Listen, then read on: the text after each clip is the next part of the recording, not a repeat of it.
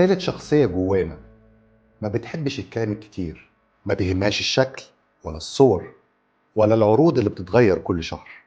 الشخصية ديت بتحب تفهم السوق، اتجاهاته، مستقبله. المستثمر بيشوف الزمن ويشوف الطريق الجديد قبل ما يفتح، والطلب قبل ما يظهر، والمنطقة ككل قبل ما تكبر. المستثمر بيبقى محتاج 3 حاجات. أول حاجة الوضوح، يعني يبقى فاهم هو داخل على ايه. 2 امان، يعني بيحط فلوسه في مكان مش بيجرب فيه. 3 حاجة الاتجاه، يعني المنطقة ماشية لقدام مش واقفة في مكانها. ولو بصيت على منطقة غرب القاهرة هتلاقيها انها اتبنت على منطق الاستثمار فقط. المنطقة دي فيها 3 عوامل اي مستثمر ما يقدرش يعيش من غيرهم. اول حاجة حركة يومية وخدمات ملهاش آخر، مدارس وجامعات ومطاعم وبنية تحتية قوية.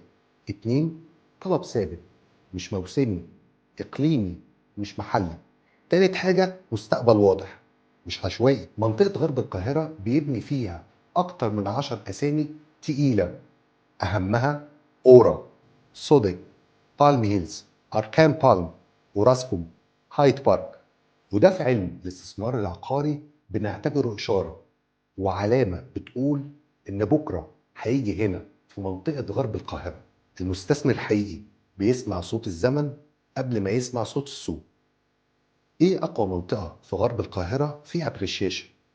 اختار منطقة وقول لي ليه اخترتها.